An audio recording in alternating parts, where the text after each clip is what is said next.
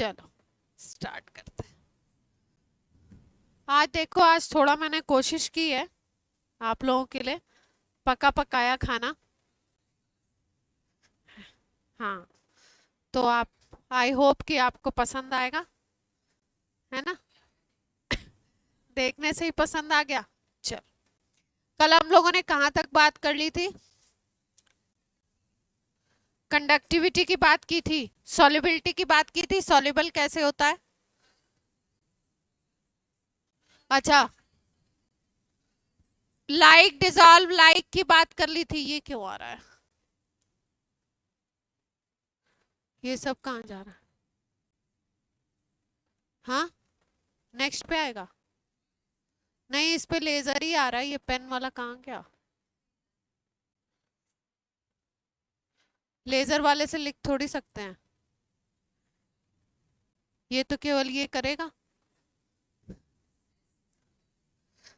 नहीं भाई, मुझे तो लिखना बहुत जरूरी है। देखो, ये पहली स्लाइड पे तो आपका फेवरेबल कंडीशन है किसकी? आयनिक बॉन्ड बनने की। कल एक्सप्लेन कर दिया है और आपका थोड़ा सा तरीके से लिखा हुआ है, लेकिन ये ब्रैकेट्स में क्या है?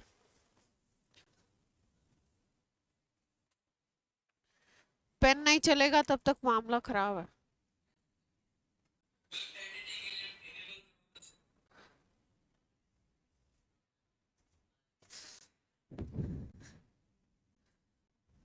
मानवेंद्र, क्या बात है! अब चलेगा अपना पेन, है ना? तो वो लेजर वाला क्यों चल रहा था? फिर तो कुछ नहीं चलना चाहिए। आ गया पेन। आयनिक बॉन्ड की फेवरेबल कंडीशन है, पहले सबसे पहले क्या है? इलेक्ट्रोपॉजिटिव इजीली क्या करना चाहिए? इलेक्ट्रॉन को लूज करना चाहिए। हैव लो, यहाँ पे ब्रैकेट खाली कर दिया, आई ई।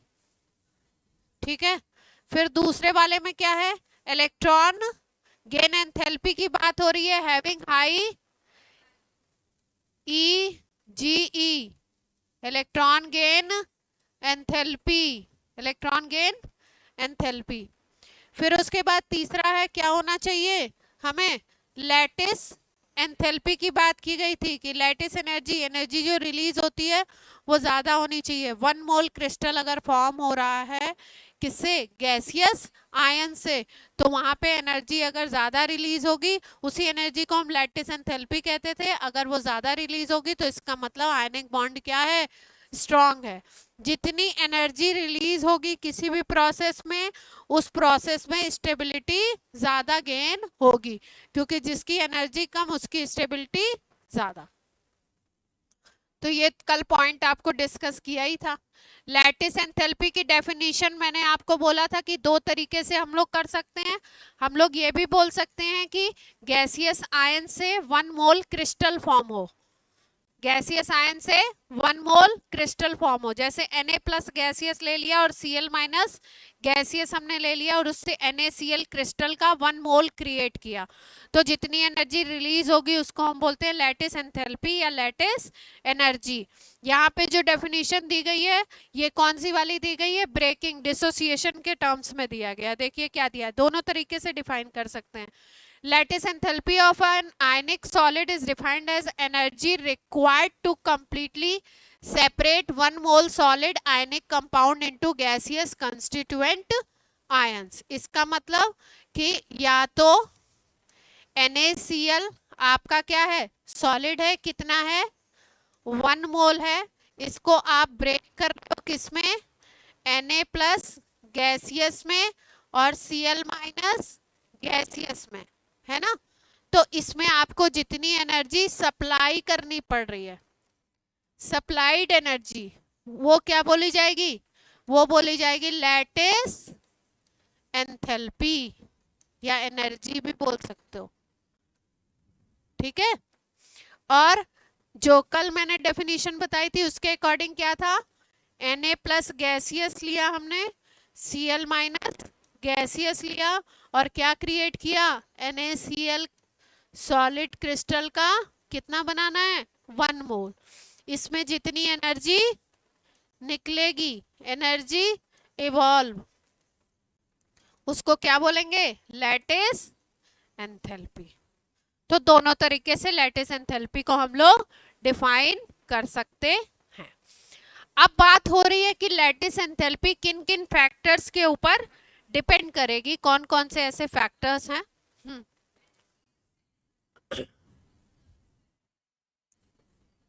इक्वल आएगी, हाँ एक ही कंपाउंड की है ना, इक्वल आएगी। हाँ हाँ, तोड़ने में भी उतनी है, उसके लैटिस को वो करने में भी इतनी एनर्जी लगेगी। अब बात कर रहे हैं हम लोग लैटिस एंथैल्पी किस किस फैक्टर के ऊपर डिपेंड करेगी, कौन कौन से ऐसे फैक्टर्स हैं। और एक पॉइंट और याद रखना है कि लैटिस एंथैल्पी डेल्टा एच अगर हम लिखें या डेल्टा ऐसे लिखें एच एल ई, ठीक है, लैटिस एंथैल्पी, या कभी कभी ऐसे भी लिखते हैं डेल्टा एच एल, तो ये हमेशा क्या होती है? नेगेटिव। ये पॉइंट याद रखेंगे, ऑलवेज क्या आएगा? ये डेल्टा एच नेगेटिव आएगा, लैटिस का एंथैल्पी क्या आएगा? हमेशा नेगेटिव। इसके बाद बात कर लेते हैं कौन कौन से फैक्टर्स के ऊपर ये डिपेंड करेगा। चार्ज, जिन चार्ज पार्टिकल से ये मिलके बना हुआ है उन चार्ज पार्टिकल्स पे चार्ज कितना है। जैसे जैसे चार्ज बढ़ेगा वैसे वैसे लैटिस एंथैल्पी बढ़ेगी। तो फर्स्ट पॉइंट क्या है कि लैटिस एंथैल्पी चार्ज के क्या होगी? Directly proportional. दूसरा पॉइंट है कि डिस्टेंस, मतलब अगर आयन की रेडियस मान लो R प्लस है, ये R प्लस क्या है? रेडियस ऑफ कैटायन, पॉजिटिव वाले आयन की, ठीक है। और lattice enthalpy radius of anion, इसके ऊपर भी क्या होती है? इनवर्सली रिलेटेड होती है। इसका मतलब जैसे जैसे आयन बड़ा होता जाएगा वैसे वैसे लैटिस एंथैल्पी क्या होती जाएगी? आयन बड़ा करते जाओगे तो लैटिस एंथैल्पी क्या होती जाएगी? कम होती जाएगी। और जैसे जैसे आयन छोटा करते जाओगे पैकिंग क्या होगी? आपकी बढ़ती जाएगी, ठीक है। जैसे मान लो कि कोई क्रिस्टल सिस्टम को हम लोग ऐसे समझते हैं, क्रिस्टल सिस्टम की पैकिंग को ऐसे समझते हैं कि कोई क्रिस्टल है, अगर मान लो कोई बॉक्स है आपके पास, ठीक है, और उसमें आपको इतने बड़े बड़े बॉल्स दे दिए गए उसमें फिल करने के लिए, ठीक है। तो उसमें बॉल्स आप फिल करोगे तो पहली बात कि बड़ा बॉल अगर उसमें डालते हो आप तो नंबर क्या होगा उसका? कम होगा। अगर आप छोटू छोटू से बॉल्स ले लिए आपने डालने के लिए, उसमें भरने के लिए, तो छोटे छोटे बॉल एक तो ज़्यादा आएंगे, ऊपर से वो ज़्यादा एरिया भी कवर करेंगे, ठीक है। जैसे कोई अपने पास इतना बड़ा बॉक्स है उसमें इतने इतने बड़े बड़े बॉल डालो, या जो हम लोग वो खेलते हैं कंचे वगैरह खेलते हैं उनको डालो, तो जो स्पेस एम्प्टी स्पेस होगा वो बड़े बड़े बॉल वाले में ज़्यादा होगा, और छोटे छोटे बॉल आप डालोगे उससे फिल करोगे तो एम्प्टी स्पेस क्या होगा? कम होगा। जहाँ पे एम्प्टी स्पेस कम होता है उसको हम बोलते हैं कि क्रिस्टल की पैकिंग अच्छी है, जो उसके कंस्टिट्यूएंट पार्टिकल्स हैं वो अच्छे तरीके से पैक हैं, और जब पैकिंग अच्छी होती है तो लैटिस एंथैल्पी अपने आप बढ़ जाती है। पैकिंग अच्छी मतलब क्रिस्टल की लैटिस एंथैल्पी बढ़ गई। तो लैटिस चार्ज के डायरेक्टली प्रोपोर्शनल, इसलिए चार्ज जितना बढ़ाते जाओगे फोर्स ऑफ अट्रैक्शन उतना ज्यादा बढ़ेगा, और फोर्स ऑफ अट्रैक्शन अगर उतना बढ़ेगा तो एनर्जी रिलीज क्या होगी? ज्यादा होगी। उस पर्टिकुलर पे नहीं, कंपेयर करेंगे। जैसे Na प्लस है, Cl माइनस है, कंपेयर किस में करेंगे? Na प्लस Cl माइनस में नहीं, NaCl दिया हुआ है, MgCl2 दिया हुआ है, उसमें कंपेयर करना है, ठीक है। अब देखो कहीं पे मान लो हमको ऐसा केस मिल जाए, in size and charge charge will dominate, कहीं पे ऐसा मिल जाए कि आपका आपने बोला कि भाई कहीं पे ऐसा है कि लैटिस एंथैल्पी रेडियस के ऊपर इन्वर्सली है और चार्ज के ऊपर क्या है? डायरेक्टली है, ठीक है। अगर कोई ऐसा केस आपको मिले, जैसे ये वाला देखो, इस केस को अगर देखो Na2O और NaF, इन दोनों को कंपेयर कर रहे हैं हम, किसको कर रहे हैं? Na2O और किसको कंपेयर कर रहे हैं, NaF को, ठीक है, Na2O और NaF को कंपेयर कर रहे हैं। यहां पे अगर देखो आप तो सोडियम के ऊपर चार्ज कितना है, +1, यहाँ पे भी सोडियम के ऊपर चार्ज कितना होगा, +1, ऑक्सीजन के ऊपर चार्ज कितना होगा, -2, ऑक्साइड है, और फ्लोरीन के ऊपर चार्ज कितना होगा, -1, ठीक। दो चीजों की लैटिस एंथैल्पी को या किसी भी चीज की, अगर किसी चीज को कंपेयर कर रहे हो तो कॉमन फैक्टर को क्या करते हैं, हटा देते हैं। तो यहाँ पे अगर देखो तो कॉमन क्या दिखाई दे रहा है इन दोनों में, आपको Na+ कॉमन दिख रहा है, तो इसका इफेक्ट क्या होगा, दोनों में सेम होगा, इसमें भी Na+ है, इसमें भी Na+ है, तो इसको भूल जाते हैं हम लोग, इसको क्या करें, भूल जाएं। अब किसको कंपेयर करें, एक O-2 को और एक F- को। अगर इन दोनों को देखो तो ऑक्सीजन और फ्लोरीन जो होते हैं लगभग लगभग इनका साइज अप्रॉक्सी सेम होता है, इनका साइज क्या होता है, अप्रॉक्सी सेम, बिल्कुल सेम तो नहीं कहेंगे, अप्रॉक्सी सेम। तो साइज क्या है इनका, इनका साइज अप्रॉक्स सेम है। अब साइज अप्रॉक्स हो गया सेम, है ना, तो अब साइज से तो कंपेयर कर नहीं सकते, अब किससे करें, अब चार्ज से हमको कंपेयर करना पड़ेगा। इस पे चार्ज तो इक्वल है तो इसको हटा ही दिया हमने। अब O-2 पे चार्ज देखो कितना, नेगेटिव वाले पे माइनस का है, -2 है, ठीक है, माइनस प्लस से मतलब नहीं कितना यूनिट है उससे मतलब, यहाँ पे 2 यूनिट है, यहाँ पे कितना है 1 यूनिट। तो कौन डोमिनेट करेगा इसमें, चार्ज विल डोमिनेट, तो ऑक्सीजन वाले पे इसकी लैटिस एंथैल्पी क्या हो जाएगी, ज्यादा हो जाएगी। दूसरा केस देखो, NaCl और Na2S, इसको अगर देखें हम, ब्लैंक स्लाइड है क्या,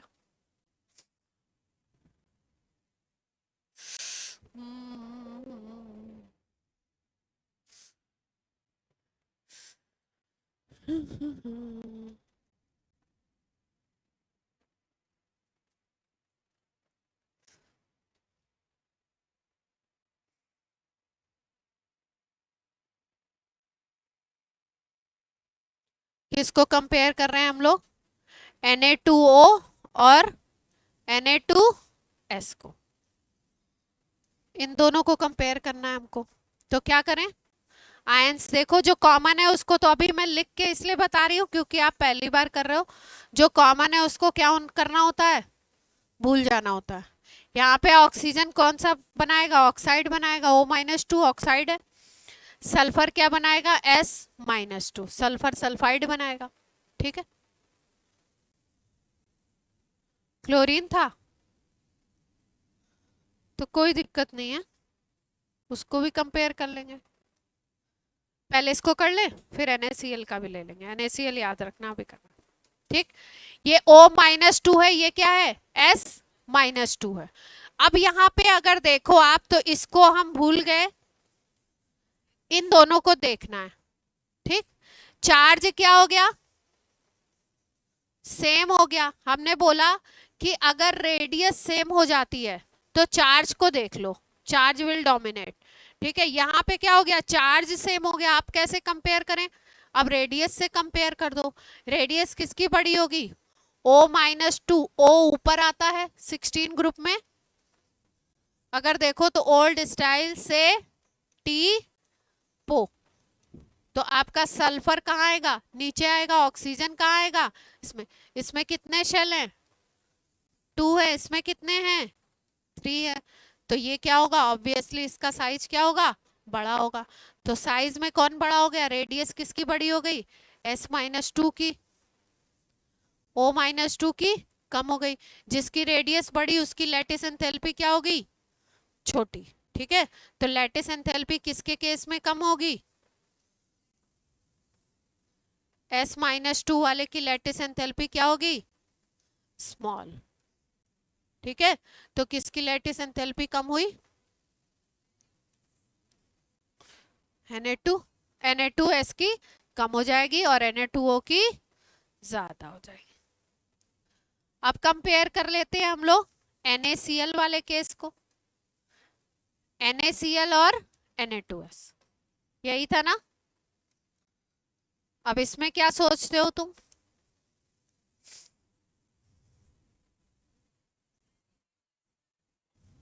Na को भूल जाओ, ये तो कॉमन फैक्टर है, इसमें भी है और इसमें भी है, तो इसको भूल जाओ।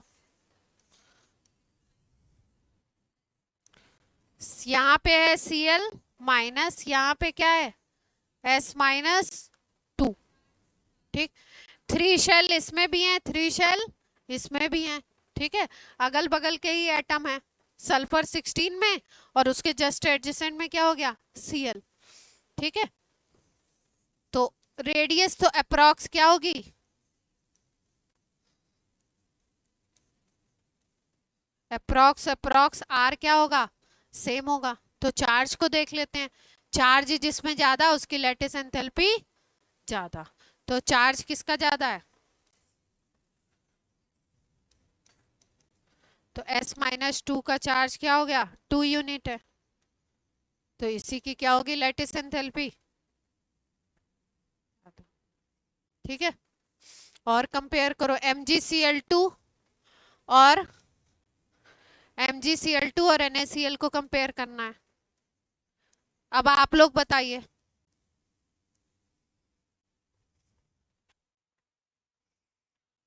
अब आप लोग सोचिए और थोड़ा बताइए किसकी ज्यादा होनी चाहिए।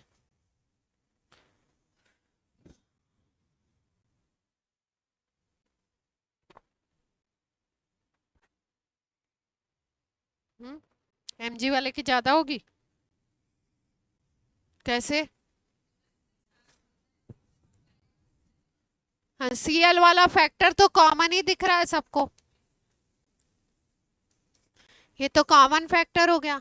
Mg वाले में क्या हो गया, Mg +2 चार्ज है और यहाँ पे Na पे कितना चार्ज है +1, तो चार्ज यहाँ पे क्या हो गया ज्यादा है, तो Le क्या होगा ज्यादा होगा,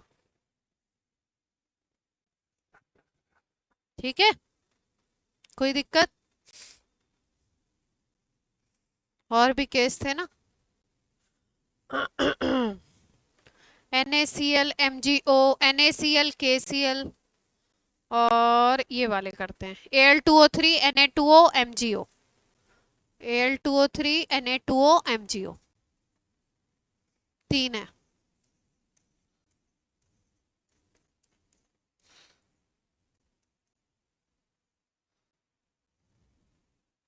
इनकी लैटिस एंथैल्पी को क्या करना है कंपेयर। चलो सोचो और बताओ।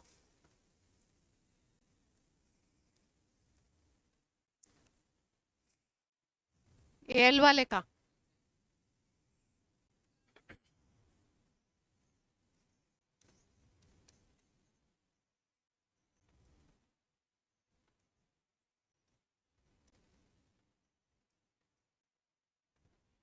सब ऑक्साइड है,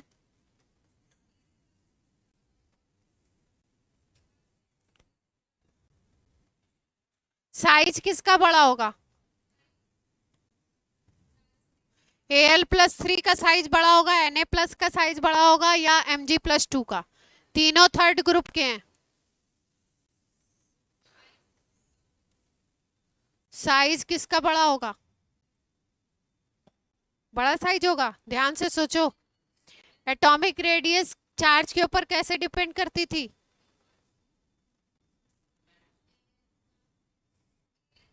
जैसे जैसे पॉजिटिव चार्ज बढ़ता था वैसे वैसे क्या होता था रेडियस छोटी होती जाती थी, एक ही पीरियड के अगर है। मैं केवल लैटिस एंथैल्पी नहीं पूछ रही हूँ अभी, केवल रेडियस पूछ रही हूँ इन तीनों की। रेडियस की अगर बात करो तो सबसे छोटी होगी Al+3 की, है ना। फिर उसके बाद रेडियस किसकी होगी, इसकी सबसे कम होगी, हाँ सबसे छोटी रेडियस Al+3 की, फिर Mg+2 की, फिर किसकी होगी Na+ की, ठीक है। तो रेडियस जिसकी सबसे छोटी है उसकी लैटिस एंथैल्पी क्या होनी चाहिए सबसे ज्यादा, और चार्ज के हिसाब से भी इसकी ज्यादा हो रही है। अगर चार्ज के अकॉर्डिंग देखो तो चार्ज भी ज्यादा है, चार्ज हाई है, तो Le क्या होना चाहिए, हाई होना चाहिए, चार्ज के डायरेक्टली प्रोपोर्शनल है। और रेडियस क्या है इसकी, सबसे छोटी है, रेडियस क्या है, लोएस्ट है, तो रेडियस के अकॉर्डिंग भी क्या होना चाहिए, Le क्या होना चाहिए, हाईएस्ट।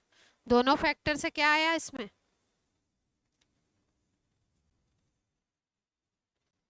जहां पे भी दोनों फैक्टर से अपोजिट आने लगे, आंसर आपका रेडियस और चार्ज दोनों फैक्टर से अपोजिट आए, वहां पे किसको माइंड में रखना है, चार्ज को, चार्ज विल डोमिनेट।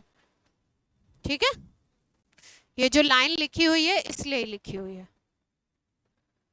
ये जो लाइन लिखी है, in size and charge charge will dominate. ठीक है, अब दोनों से अगर सेम आंसर आ रहा है तब तो कोई दिक्कत ही नहीं है, जैसे अभी वाला केस हमने किया कि Al+3 का इसका साइज भी छोटा है ना, और इसका ही चार्ज भी ज्यादा है, तो चार्ज जिसका ज्यादा उसकी Le ज्यादा, और साइज जिसका छोटा उसकी Le ज्यादा, उसकी लैटिस एंथैल्पी ज्यादा। तो यहाँ पे तो सेम आ गए।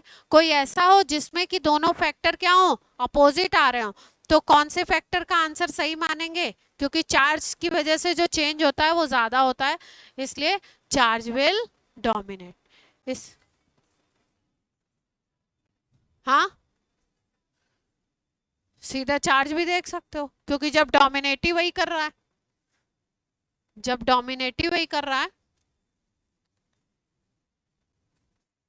ठीक है, लेकिन अगर मान लो चार्ज दोनों का सेम आ जाए तब क्या देखोगे, तब तो रेडियस ही देखनी पड़ेगी ना। जैसे ये वाला केस है, कहाँ गया, NaCl एंड KCl, तो इसमें Na+ और K+ का चार्ज सेम है, Cl- और Cl- तो कॉमन ही हो गए, उसको तो हटा ही दोगे, तो इनके चार्ज सेम हो गए ना, तब क्या देखोगे, तब रेडियस देखनी पड़ेगी। ठीक है, तो लैटिस एंथैल्पी इन दो फैक्टर्स के ऊपर डिपेंड करती है।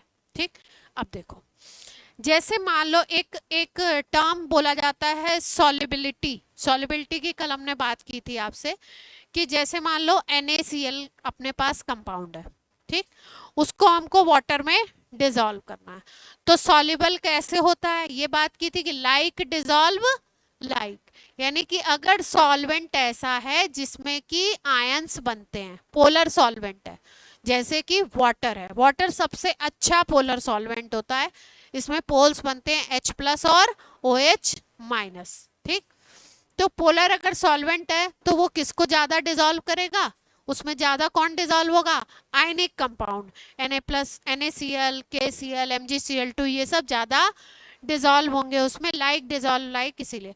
और अगर कोई नॉन पोलर सॉल्वेंट है, जैसे एसीटोन हो गया, CCl4 हो गया, और भी ऑर्गेनिक सॉल्वेंट जो होते हैं वो नॉन पोलर होते हैं ज्यादातर, तो नॉन पोलर सॉल्वेंट में कौन डिसॉल्व होगा, कोवेलेंट कंपाउंड। जैसे आपको अगर डिसॉल्व करना है किसी कोवेलेंट कंपाउंड को, तो उसको डिसॉल्व करने के लिए आपको कौन सा सॉल्वेंट लेना चाहिए, नॉन पोलर। ठीक है, ये बात थी।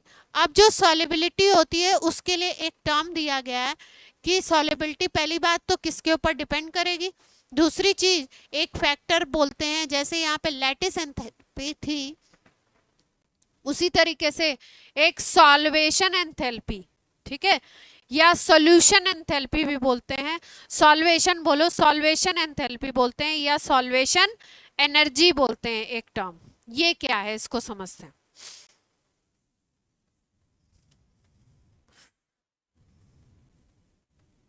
एली हो गया तुम्हारा,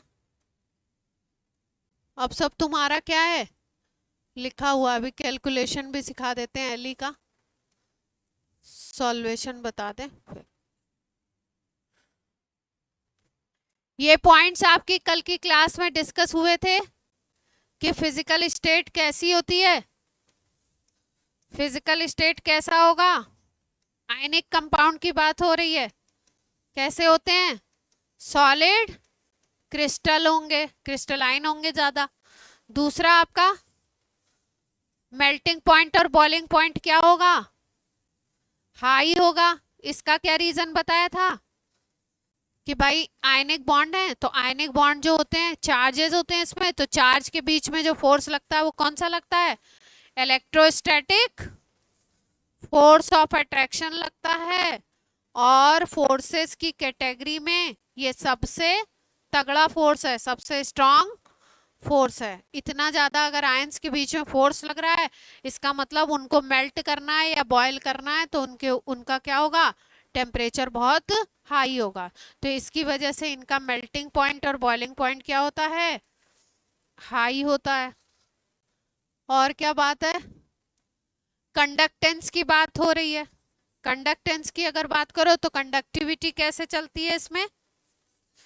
आपको बताया था कि नमक का अगर क्रिस्टल ले लो आप, ठीक है, और उसमें इलेक्ट्रिसिटी फ्लो कराना चाहो तो सॉलिड है, बिल्कुल कॉम्पैक्ट स्ट्रक्चर है, आयंस फ्री नहीं है, एक दूसरे से कॉम्पैक्टली बंधे हुए हैं। अगर कहीं पे कंडक्शन कराना है तो आपको या तो इलेक्ट्रॉन हो या तो क्या हो, आपके फ्री आयंस हो, तो ही कंडक्शन हो सकता है। तो कंडक्टिविटी की ये कंडीशन होती है। अगर सॉलिड लेते हो आप तो कंडक्शन क्या होगा? सॉलिड फेज में, मान लो तुमने सॉलिड NaCl ले लिया तो कंडक्शन नहीं हो पाएगा। लेकिन अगर आप क्या लेते हो उसको? फ्यूज्ड। फ्यूज्ड का मतलब उसको क्या कर दीजिए? मेल्ट कर दीजिए, ठीक है, या सॉल्यूशन बना दीजिए। क्या बना दीजिए? सॉल्यूशन। या तो फ्यूज कर दो, फ्यूज्ड को बोलते हैं मॉल्टन स्टेट। कहीं क्वेश्चन में मॉल्टन भी लिखा हो सकता है, कहीं आपको फ्यूज्ड लिखा हुआ भी मिल सकता है। या सॉल्यूशन बना दीजिए, पानी में घोल दीजिए NaCl को, तो क्या बन जाएंगे? Na प्लस और Cl माइनस फ्री हो जाएंगे, और कंडक्शन क्या हो जाएगा? स्टार्ट हो जाएगा, कंडक्शन होगा। मानस क्लियर हो रही हैं चीजें? क्रिस्टल स्ट्रक्चर कैसा होगा? ब्रिटलनेस होती है या नहीं होती है? क्रिस्टल इस तरीके का होगा कि आप अगर वो करो तो आपका क्रिस्टल स्ट्रक्चर का मतलब है कि किस तरीके का क्रिस्टल इनका होगा, है ना। वो सॉलिड स्टेट में डिस्कस करेंगे, यहाँ पे इतना है। फेंकोगे तो कैसे टूटेगा? क्या होगा? क्रिस्टल। हाँ, इसके बाद अब आ जाते हैं सॉलिबिलिटी पे, है ना। सॉलिबिलिटी बताने जा रहे थे आपको।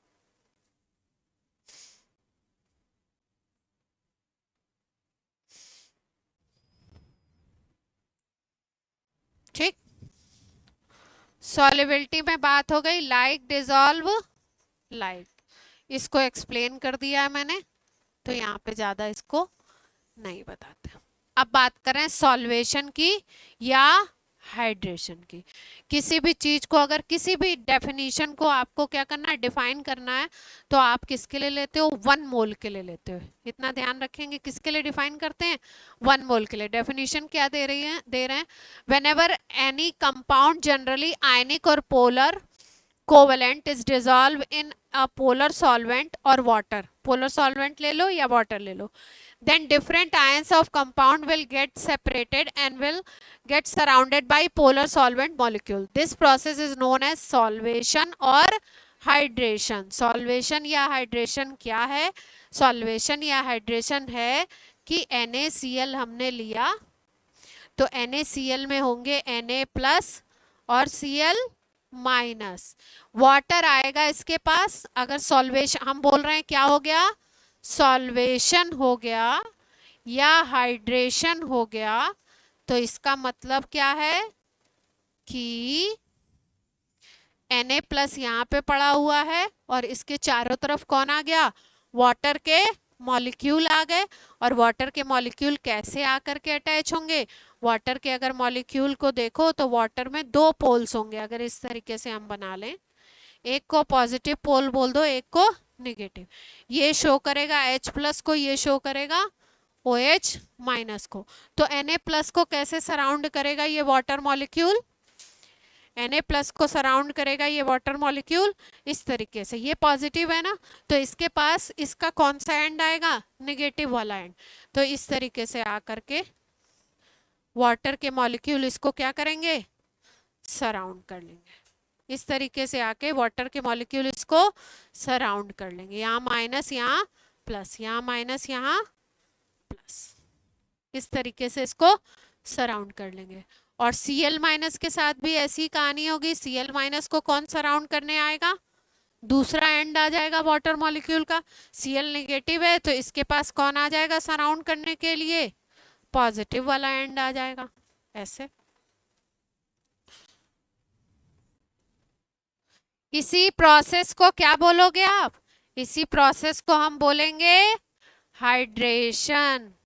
मतलब क्या हुआ, NaCl के क्रिस्टल को जैसे ही वाटर में आपने डिसॉल्व किया, वाटर के मॉलिक्यूल Na+ और Cl- के बीच में आ गए।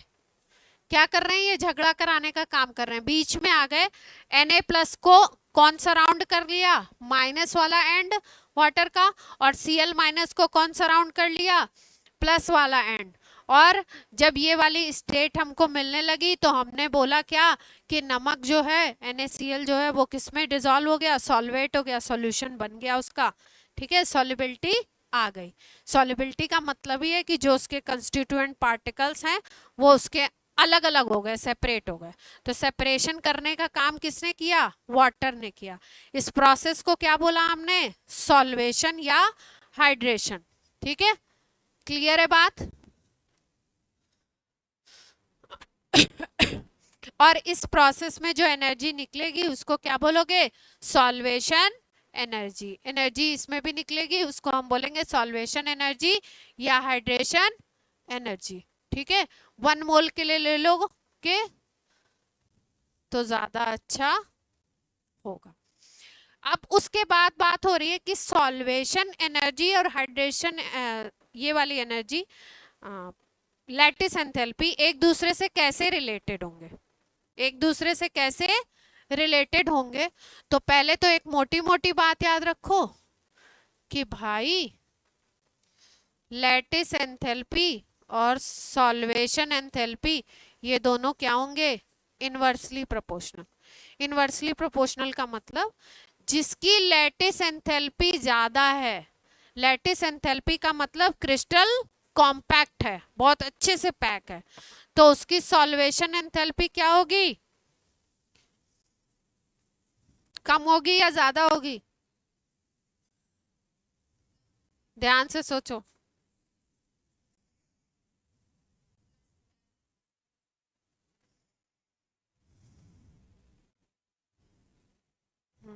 अंशुल, अंशुल का दिमाग देखो कैसे चल रहा है। हाँ, बाकी सब लोग सोचो इसको। लैटिस एंथैल्पी अगर ज्यादा है तो सॉल्वेशन एंथैल्पी क्या होगी, ज्यादा है, हैं? अरे ये फैक्टर मैंने उल्टा भी तो लिखा हुआ हो सकता है। अगर वो फैक्टर छोड़, इस फैक्टर को छोड़ दो जो मैंने लिखा है, वो स्लाइड गई। अब सोचो,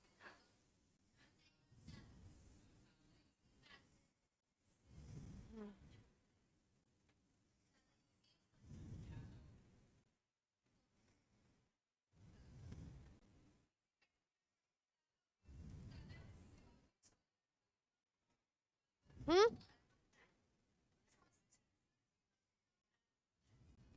हाँ उसको तोड़ने के लिए उसके 1 मोल क्रिस्टल को ब्रेक कर दिया आयंस में, अलग अलग हो गए आयन, और वाटर मॉलिक्यूल ने उसको वो कर लिया, सराउंड कर लिया। ज्यादा होगी, जिसकी लैटिस एंथैल्पी ज्यादा उसकी सॉल्वेशन भी ज्यादा। पक्का है। अच्छा भैया देखो, ये क्या लाइन लिखी हुई है, देखो, ionic compound will soluble only if solvation energy is more than lattice energy। जब एक चीज कम होगी तो दूसरी चीज क्या होगी, ज्यादा होगी। अगर आयनिक कंपाउंड के लिए मान लो किसी के लिए लैटिस एंथैल्पी है आपकी 10 kilo joule, 10 kilo joule per mole है हमारे पास, तो वो पूछा, और उसके लिए lattice lattice enthalpy 10 kilo joule per mole है और सॉल्वेशन एंथैल्पी उसकी है 20 किलो जूल पर मोल। तो उसको सॉल्युबल होना चाहिए या नहीं होना चाहिए, ये सोचने की बात है। लैटिस है 10 और सॉल्वेशन है 20, ये जो लाइन लिखी हुई है इससे रिलेट करके बताओ। Ionic compound will soluble, solvation अगर ज्यादा है एनर्जी तो क्या होगा, इजिली सॉल्युबल।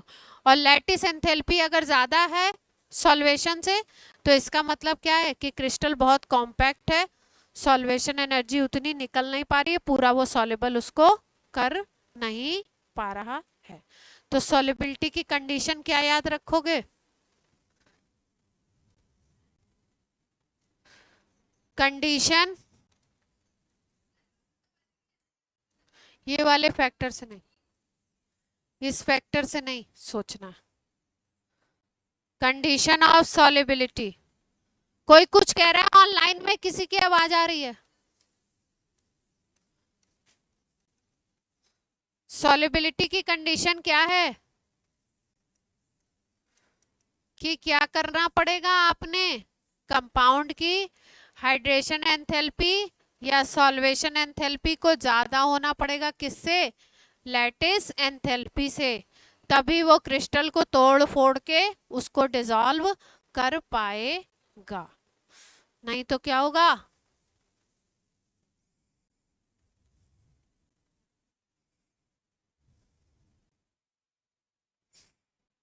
अब देखो, जब डिसॉल्व होता है तो कुछ और फैक्टर काम करते हैं, एक दो फैक्टर्स और भी काम करते हैं, जैसे बोला इन्होंने कि size of hydrated ion, greater the hydration of ion greater will be hydrated radii. ठीक, अब ये इसका मतलब क्या है, देखो जैसे मान लो हमारे पास ये Li प्लस आयन है, ठीक है, तो ये आयन है, ठीक, यहाँ पे हम रेडियस की बात करेंगे तो क्या बोलेंगे, हम बोलेंगे आयनिक रेडियस की बात कर रहे हैं ना, ठीक। जब ये हाइड्रेटेड होता है तो उस केस में इसको बोलते हैं हाइड्रेटेड रेडियाई। कैसे हाइड्रेटेड, Li प्लस है, इसको आपने इस सॉल्ट को आपने किस में डिसॉल्व किया, वाटर में।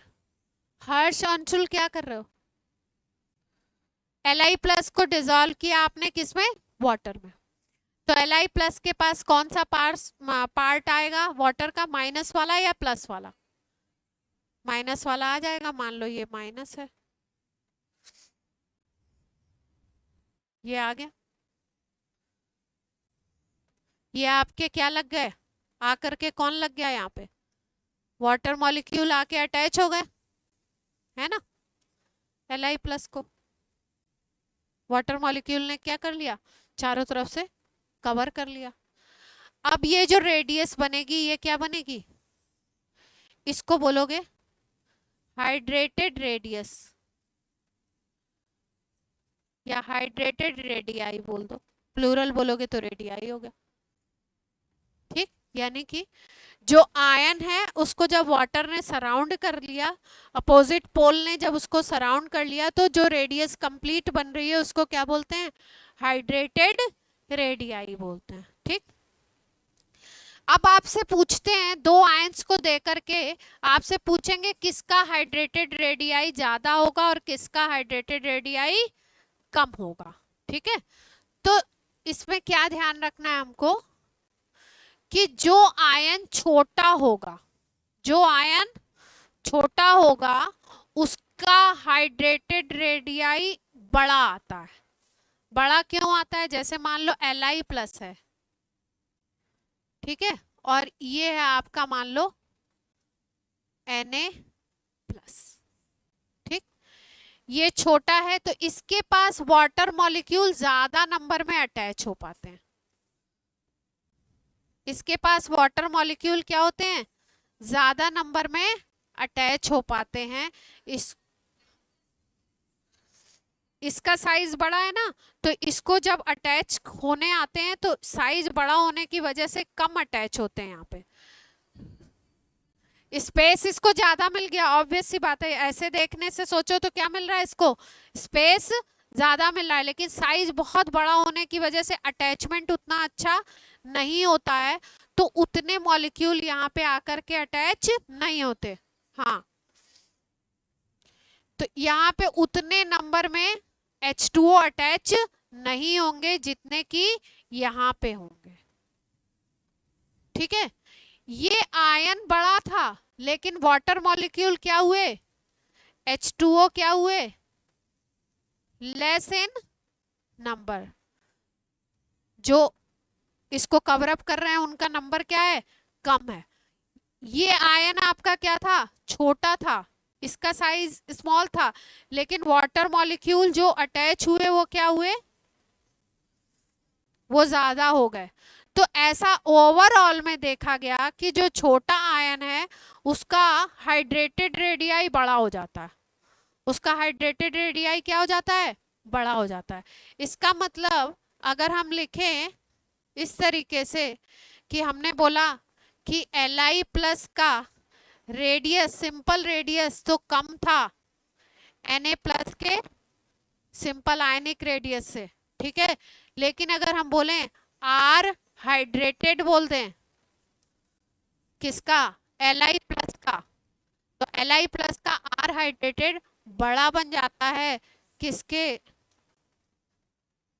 रेडियाई से, Na प्लस के हाइड्रेटेड रेडियाई से। मतलब जब वाटर मॉलिक्यूल का नंबर ज्यादा है तो ओवरऑल में देखो तो ज्यादा अटैच हो जाते हैं, तो क्या होता है, रेडियस बड़ा हो जाता है।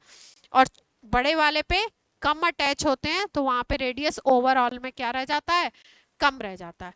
इसका मतलब जब आपने डिसॉल्व कर दिया है तो हाइड्रेटेड फॉर्म में ही आयन हो जाएगा, तो उस केस में बल्कि कौन हो जाएगा, ये बल्कि हो जाएगा, भारी हो जाएगा ये, यस और नो। इसके चारों तरफ खूब सारे H2 अटैच हो गए, रेडियस भी बड़ी हो गई, तो ये क्या हो जाएगा, बल्कि हो जाएगा, भारी हो जाएगा, बड़ा हो जाएगा। और ये क्या होगा, कंपैरेटिवली स्मॉल होगा, या अगर आप वैसे बोलो तो क्या होगा, लाइट होगा। ठीक है, लाइट वेट में नहीं कह रहे हैं, लाइट हम लोग कैसे कह रहे हैं, अपीयरेंस में, ऐसे रेडियस में।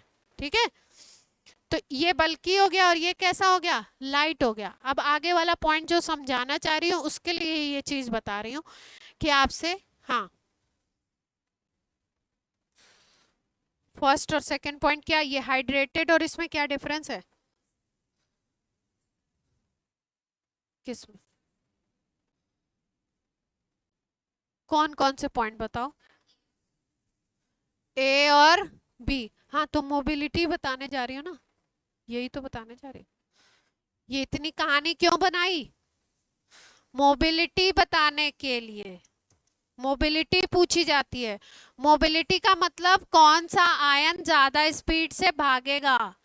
जो मोटू आदमी है वो कैसे, अब मुझको दौड़ा दो आप और आप दौड़ो तो कौन तेज, प्रोबेबिलिटी क्या है, प्रोबेबिलिटी तो यही है कि आप ही तेज वो दौड़ोगे, है ना, और मैं तो धीरे ही दौड़ूंगी, पूरे चांसेस तो यही है। वो बात और है कि मान लो मैंने प्रैक्टिस वगैरह ज्यादा करी हो तो अलग बात है, वो जैसे इसमें भी कोई एक्सेप्शन चला है तो अलग बात है ना।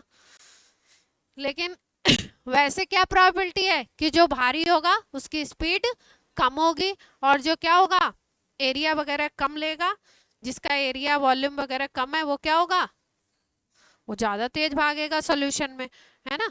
तो इसका मतलब मोबिलिटी किसकी ज्यादा होनी चाहिए, इन दोनों में से।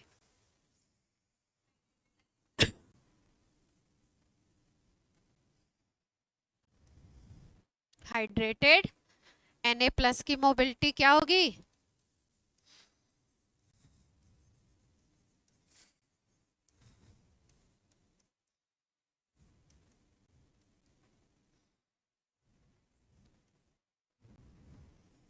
तो कैसे ध्यान रखना है, दिमाग में कैसे ध्यान रखना है कि जो आयन पॉजिटिव पॉजिटिव में कंपेयर कर रहे हैं, निगेटिव निगेटिव में कंपेयर कर रहे हैं, जो आयन आपको छोटा दिख रहा है उसको गैदर करने वाले वाटर ज्यादा होंगे तो इफेक्टिवली वो क्या हो जाएगा, बड़ा हो जाएगा, बल्कि हो जाएगा।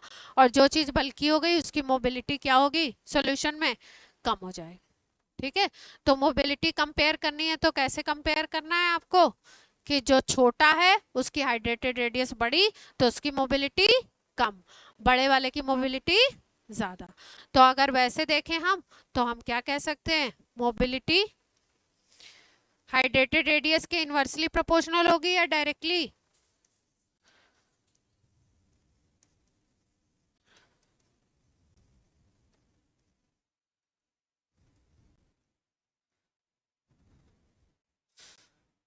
यहाँ तक की बात क्लियर है? हमने क्या क्या पढ़ा आज? सॉल्युबिलिटी पढ़ी, सॉल्युबल होगा, हाइड्रेशन हो रहा है तो क्या मतलब है उसका मतलब समझा। सॉल्युबल होने के लिए कंडीशन क्या पढ़ी हमने? लैटिस एंथैल्पी से सॉल्वेशन एनर्जी ज्यादा होनी चाहिए तभी सॉल्युबल होगा। दूसरा तीसरा टर्म हमने क्या पढ़ा? आयनिक कंपाउंड में मोबिलिटी की बात करी। मोबिलिटी जो छोटा आयन है उसका हाइड्रेटेड रेडियस इफेक्टिवली बड़ा हो जाएगा, तो उस वो बल्कि होने की वजह से उसकी स्पीड क्या होगी? कम। स्पीड कम तो मोबिलिटी कम। और कुछ पढ़ा? एक और टर्म उसमें लिखा था आइसोमॉर्फिज्म, वो भी समझा देते। हाँ हाँ हाँ, इसमें सवाल देखना चाहते हैं। कोई आए हुए क्वेश्चन है तो करवा दें इस पे पेस्ट, आते ही हैं।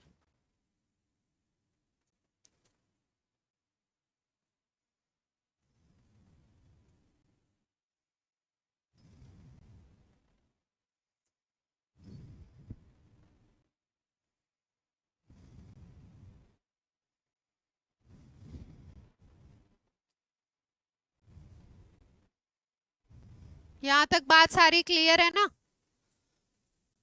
पक्का बोलो, कोई दिक्कत? देखो इन्होंने क्या लिखा, mobility of ion more is hydration smaller will be mobility. Hydration ज्यादा हो गया जिसका, उसकी मोबिलिटी कम हो गई। तो देखो Li प्लस एक्वस, जिसको हमने हाइड्रेशन लिखा था उसको इन्होंने क्या लिख दिया? AQ। AQ का मतलब किसमें सोल्यूशन बनाया है? वाटर में। ठीक है, तो Li प्लस एक्वस की मोबिलिटी सबसे कम होगी क्योंकि इसका रेडियस क्या हो जाएगा? बड़ा हो जाएगा। इलेक्ट्रिकल कंडक्टेंस की अगर बात करो तो electrical conductance is related to mobility in same order. इसका मतलब जिसकी मोबिलिटी ज्यादा उसका इलेक्ट्रिकल कंडक्टेंस भी ज्यादा। ठीक, तो कंडक्टेंस किसके डायरेक्टली प्रोपोर्शनल हो गया? मोबिलिटी के। ठीक, तो कभी आपसे पूछेंगे हाइड्रेटेड रेडियस का ऑर्डर, कंपेयर करवाएंगे 4 केस देके।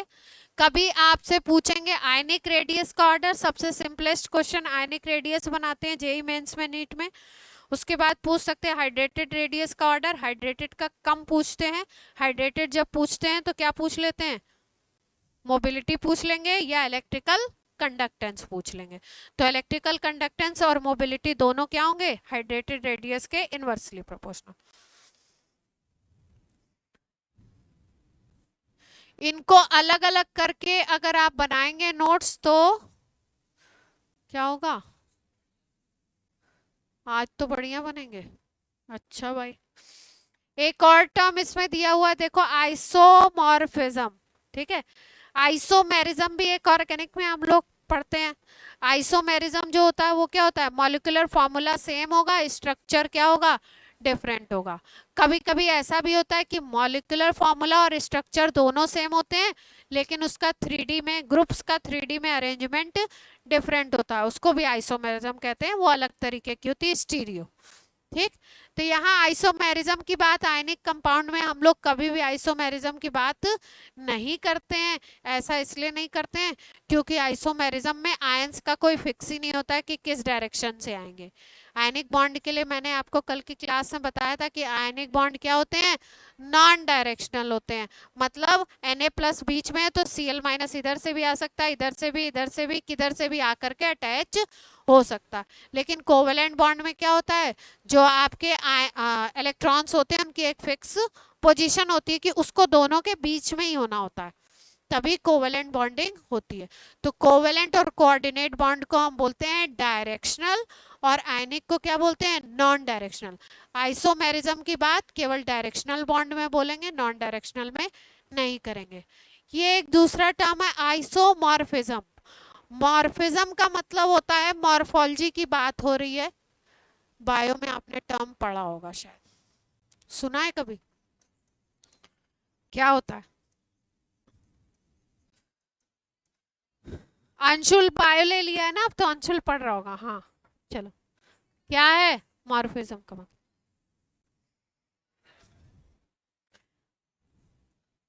ये वर्ड बना हुआ है मॉर्फोलॉजी वर्ड से, है ना?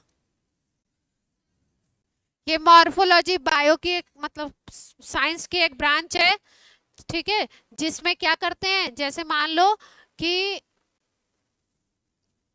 अच्छा तुमको बोलेंगे तो तुम बुरा मान जाओगे, जैसे मान लो कि मुझे बाहर से देखने पे क्या स्ट्रक्चर दिखाई दे रहा है, ठीक है, बाल कैसे हैं, ब्राउन है, ब्लैक है, वाइट है, ठीक है, चेहरे का कलर कैसा है, आंखों का रंग कैसा है, ये आपका कॉर्निया कैसी है, फलाना ढिमका, जो भी आपको बाहर से दिख रहा है वो क्या है, आपका मॉर्फोलॉजी है, ठीक है। और अंदर से कट कर दिया, मैम का लिवर कैसा है, मैम का हार्ट कैसा है, वो इंटरनल जो होता है वो उसको बोलते हैं हम लोग एनाटॉमी। क्या बोलते हैं, एनाटॉमी। तो मॉर्फोलॉजी का मतलब ऊपर से देखने से। यहाँ पे क्या मतलब है, यहाँ पे उसी तरीके का कुछ मतलब है, लेकिन केमिस्ट्री में थोड़ा सा अलग हो जाता है। क्या कहने का मतलब है, दो कंपाउंड हैं, दो क्रिस्टल हैं, ठीक है, एक है क्रिस्टल ए, दूसरा है क्रिस्टल बी, ठीक। इनको हम आइसो का मतलब होता है सेम, आइसो का क्या मतलब होता है, सेम। जैसे आइसोटोप बोलते हैं तो आइसोटोप का मतलब same place in periodic table.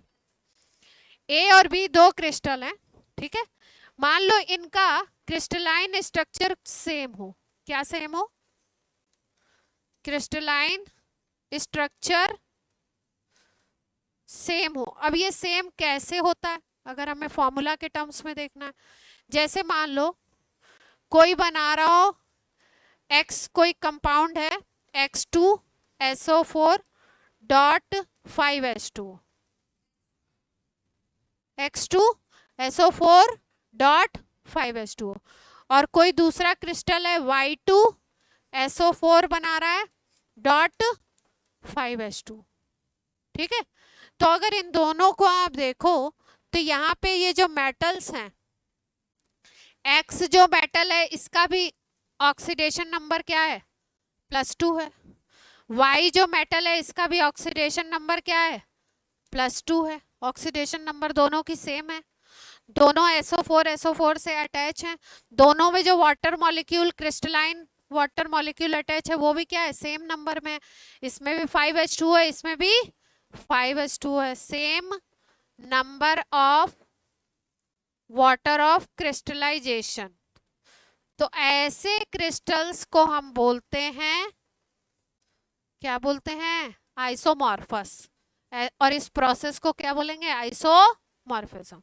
ऐसे अगर क्रिस्टल आपको जैसे 4 ऑप्शंस बना के दे दिए गए और आपको बोला गया कौन से आइसोमॉर्फस हैं एक दूसरे के, कौन आइसोमॉर्फस मॉर्फिज्म शो करेंगे, तो आप क्या चेक करोगे कि इस तरीके से आपको, मतलब बेसिकली तो वो आप स्पेक्ट्रोस्कोपी से देखोगे कि क्रिस्टल सेम है, लेकिन वो तो हमारे पास है नहीं।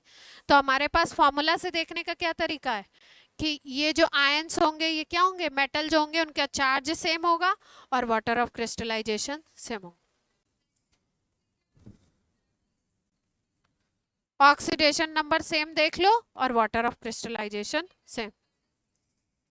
सेम नहीं होगा, सेम हो गया तो फिर सेम ही बन जाएगा ना प्रभु, यहाँ Na2SO4 ले लो, यहाँ भी ले लो, तो सेम ही कंपाउंड हो जाएगा ना। वाटर ऑफ क्रिस्टलाइजेशन भी सेम है, मेटल भी सेम है, तो अलग क्या है बात की, क्लियर है। और वाटर ऑफ क्रिस्टलाइजेशन एक जगह 7H2 एक जगह 5H2 तो गड़बड़ हो जाएगी, ठीक, पक्का। ये क्या था, आइसोमॉर्फिज्म।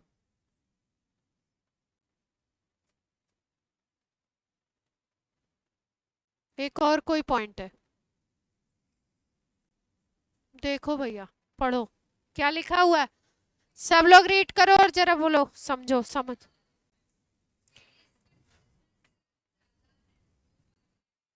ये ऑनलाइन वाले बताएंगे, ऑनलाइन वाले आज कुछ बोल नहीं रहे। प्रांजलि, उद्धव, दीपक, मानवेंद्र, मानवेंद्र, क्या सेंटेंस लिखा हुआ है जरा रीड आउट करिए।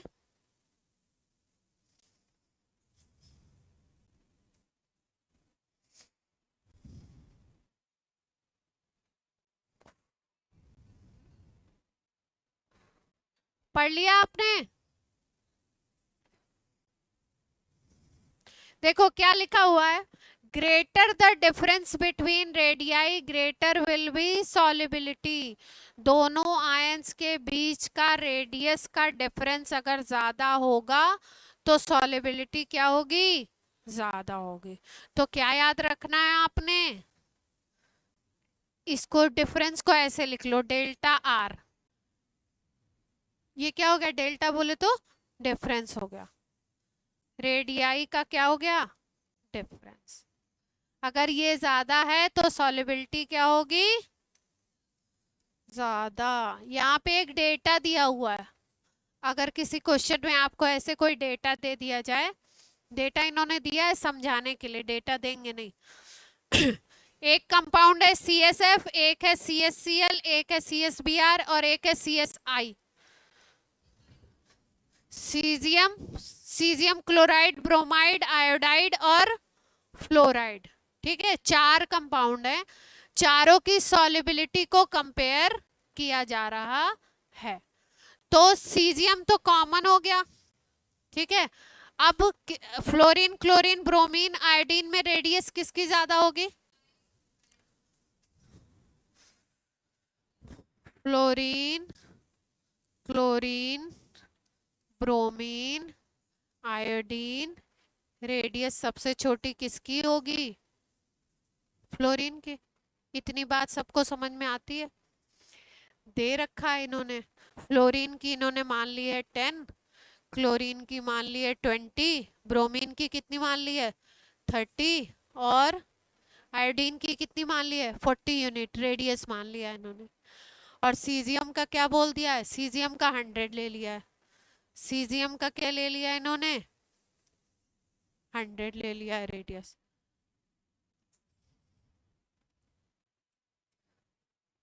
ठीक है, अब डिफरेंस निकालो सारे केसेस में। इसमें डिफरेंस क्या आएगा, दोनों का रेडियस का डिफरेंस देखना है।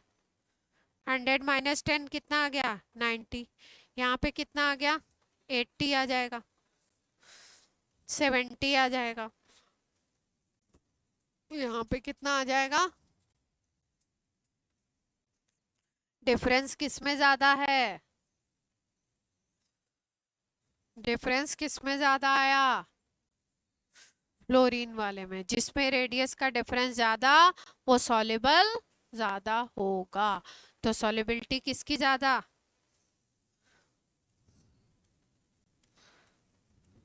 ये कौन था। अभी इतनी लंबी क्लास नहीं चली है कि आप लोग थक जाएं। ऑनलाइन वाले बच्चे सारे पॉइंट क्लियर हो रहे हैं,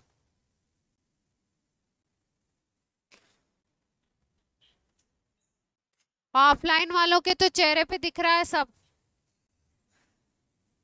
कि आधा आधा तो ये अब्जॉर्ब कर रहे हैं, आधा उड़ा रहे हैं। आधा कहाँ, पेन निकाल। कौन, ये किसका सवाल था, दीपक, दीपक तो ऑन करके गायब हो गया। कुछ कुछ बात हो रही है, कुछ समझ में आ रहा है, आ रहा है। अच्छा भैया, एक एक एक एक और रह गया बस टॉपिक। कुछ करवाएंगे नहीं, बस सिखा देंगे लैटिस एंथैल्पी कैलकुलेट करना, एकदम सिंपल, एकदम सिंपल। कुछ नहीं है इस टॉपिक में। तुम बोलोगे अरे यही था मैम, इसके लिए आप इतनी रिक्वेस्ट कर रहे थे,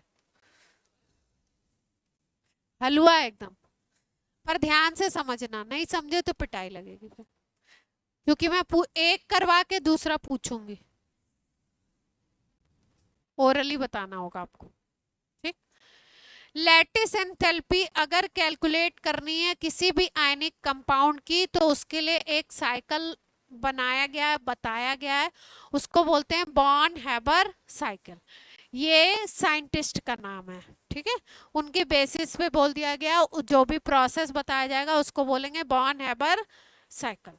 ठीक, क्या करना है हमको, क्या कैलकुलेट करना है, lattice enthalpy. Lattice enthalpy calculate करना है। ठीक, तो लैटिस एंथैल्पी कैलकुलेट करनी है, हमारे पास है सोडियम। क्या है हमारे पास? सोडियम। ठीक, दूसरा हमारे पास क्या है? क्लोरीन। क्लोरीन का मॉलिक्यूल है और हमारे पास सोडियम है। ठीक, इसको क्या करें? गैसियस लिख दो। क्लोरीन नेचर में कैसे मिलेगा? गैसियस फॉर्म में। सोडियम कैसे मिलेगा? सॉलिड। ठीक, क्या करना है? लैटिस एंथैल्पी की जब बात करते हो तो हम लोग बोलते हैं कि भाई Na+ भी गैसियस होना चाहिए और Cl- भी कैसा होना चाहिए? गैसियस होना चाहिए। हमारे पास मिला कैसे हमको? ये मिला है सॉलिड और ये मिला है कैसे? गैसियस फॉर्म में। तो क्या करें? सॉलिड को पहले किस में कन्वर्ट करें? हाँ, हैं? हाँ, बोलो बोलो बोलो बोलो। नहीं, तुम कह रहे हो मतलब कि ये सिंगल कैसे ले लिया है? सिंगल ये ऐसे अकेला कैसे ले लिया? हाँ, हम समझ गए, हम समझ गए। Na सॉलिड है ना, तो सॉलिड को किस में कन्वर्ट करें पहले?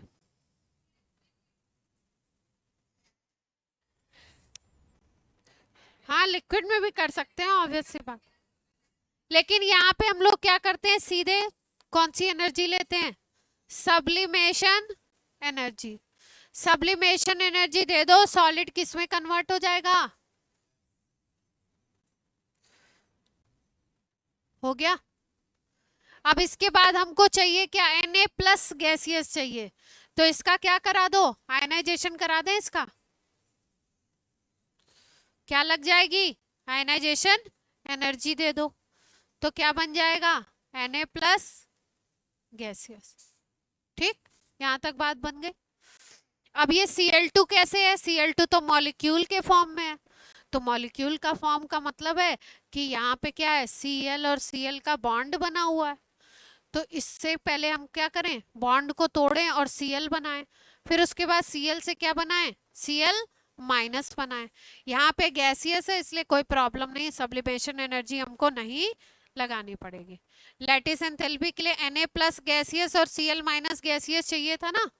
तो देखो, Cl2 मॉलिक्यूल है आपके पास, अगर इसको ब्रेक करोगे तो कितने Cl मिलेंगे आपको? 2 Cl मिलेंगे। अगर 1 मोल NaCl बनाना है तो हमें चाहिए कितने? एक ही Cl तो चाहिए। ठीक है, इसको ब्रेक करोगे, इसको अगर ब्रेक करते हो तो लगती है बॉन्ड एनर्जी। इसको ब्रेक करोगे तो इसके लिए एक टर्म आता है, इसको तोड़ना है तो बॉन्ड एनर्जी लगानी पड़ती है। ठीक है, या इसी को बॉन्ड डिसोसिएशन एनर्जी भी कहते हैं, इस केस में BDE भी बोल सकते हैं। बॉन्ड डिसोसिएशन एनर्जी लगेगी। ठीक है, बॉन्ड डिसोसिएशन एनर्जी लगेगी तो Cl2 से क्या मिलेगा आपको? 2 Cl के एटम मिल जाएंगे। ये भी गैसियस है, ये भी गैसियस है। हमें चाहिए कितने एटम? एक ही चाहिए, तो क्या करें? हाफ लगानी पड़ेगी। तो ये Cl2 मत लो, क्या ले लो? यहाँ पे ले लो हाफ Cl2 और इसका क्या करो? हाफ बॉन्ड डिसोसिएशन एनर्जी लगा दो। हाफ के लिए हाफ ही की रिक्वायरमेंट है। हाफ Cl2 का मतलब एक एटम की बात, एक मोल एटम की बात हो रही, तो यहाँ पे हाफ BDE लग गया। हाफ BDE लग गई, अब ये क्या बन गया? Cl gaseous. हमें चाहिए Cl- गैसियस, तो अब क्या ले आए? इलेक्ट्रॉन दो इनको भैया। इलेक्ट्रॉन दोगे तो क्या लगेगा? Electron gain enthalpy. Electron gain enthalpy, ये लग गई। अब क्या बन गया? ये Cl- गैसियस बन गया। अब मिल गया हमको Na+ गैसियस और Cl- गैसियस। अब इन दोनों को क्या करो? क्या करना है? कंबाइंड कर देना है। इन दोनों को कंबाइंड करोगे तो कौन सी एनर्जी लगेगी? इसको ही कंबाइंड करने में तो लगती है क्या? Lattice enthalpy. तो क्या बन जाएगा? NaCl का 1 मोल क्रिस्टल क्या बन जाएगा, क्रिस्टल लिख दो या सॉलिड लिख दो, बात एक ही है। यहाँ तक पिक्चर सबको क्लियर है? बात, पिक्चर का मतलब बात, यहाँ तक बात क्लियर है? पक्का?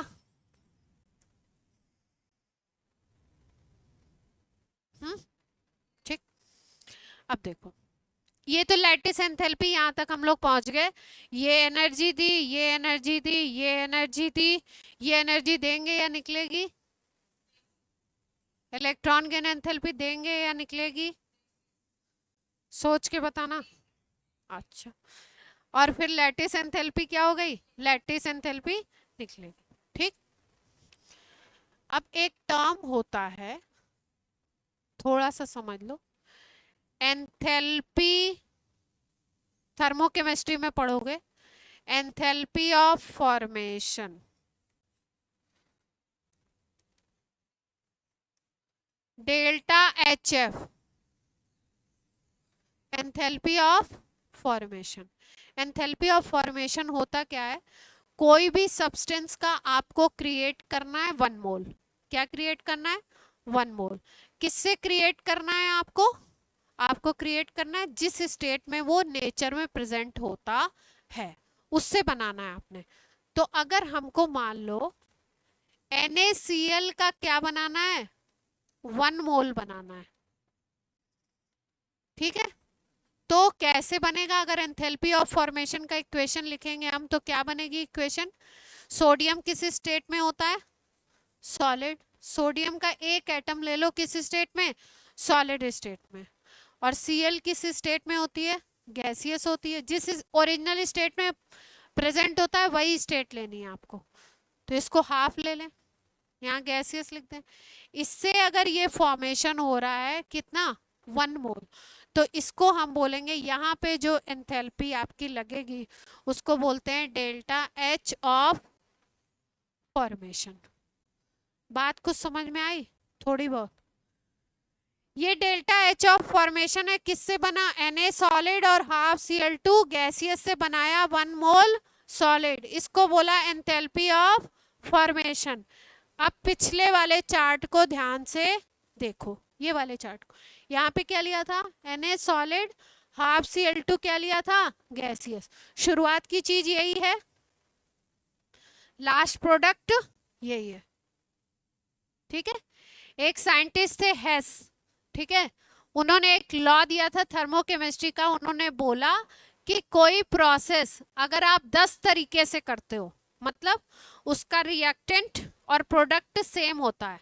मान लो एक रिएक्शन में A और B लिया और प्रोडक्ट बन रहा है C और D, ठीक है, उसको हम 10 तरीके से करें, एक बार लैब में कर लें, एक बार किसी और प्लांट में जाके केमिकल प्लांट में करें, एक बार हम लोग घर पे करें उस प्रोसेस को, ठीक है, और बना रहे हैं A B मिला करके क्या बना रहे हैं? C D। तो जितने भी तरीके से आप करते हो उसमें जो एनर्जी चेंज आता है वो सेम आता है। ठीक है, इसका मतलब ये है कि ये जो पूरी एनर्जी है, पूरी एनर्जी, ये पूरी यहाँ से यहाँ तक जो तुमने लगाई, ये सब इक्वल किसके होगी? डेल्टा एच एफ के। ये सेकंड तरीका है, और वो कौन सा तरीका है? पहला तरीका। तो इन्होंने क्या बोला, हेस ने बोला कि दोनों इक्वल होते हैं, इसलिए क्या कर दो आप, इनको इक्वल कर दो। किसको किसको इक्वल कर दें? डेल्टा एच ऑफ फॉर्मेशन को इक्वल कर दें लैटिस एंथैल्पी प्लस, सबको जोड़ दो जितने थे। लैटिस एंथैल्पी लास्ट से लिया तो उधर ही से ले लेते हैं, EGE plus half BDE, EGE plus half BDE plus क्या था दूसरे वाले में? यहाँ पे था आयनाइजेशन, सब्लिमेशन। इतने ही थे ना? अब आप बोलोगे इतना सारा डेटा, इसका बस मीनिंग समझना था। अगर कभी क्वेश्चन आएगा तो क्या आएगा? लैटिस एंथैल्पी कैलकुलेट करनी होगी, और ये सब क्या होंगे? ये सारे आपको बात कुछ समझ आ गई तो भी ठीक है, नहीं समझ में आई तो नेक्स्ट टर्न पे इवनिंग वाली क्लास में रिपीट कर देंगे। अलग अलग के लिए अलग अलग होगा, अब अगली क्लास में निकलवाएंगे आपसे। जनरलाइज हो गया ना? अरे भाई बेटा जी, इडली का क्या होता है? इडली का क्या होता है? एक वो आता है ना, सांचा आता है, उसमें बनाते हैं हम लोग, ठीक है। लेकिन रोटी का थोड़ी ना फॉर्मेट होता है कि इतनी बड़ी रोटी बनेगी। तो वो क्या होती है, जब जिसको जितनी बड़ी खानी है उतनी बड़ी वो बनाता है, जितनी मोटी खानी है जितनी पतली, तो जैसा रिएक्टेंट होगा उसके अकॉर्डिंग चेंज कर लेंगे ना। ये कह रही जनरलाइज फार्मूला दे दें, हम कहाँ से दे दें, है नहीं हमारे पास। ठीक है, चलिए बच्चों, बाय बाय।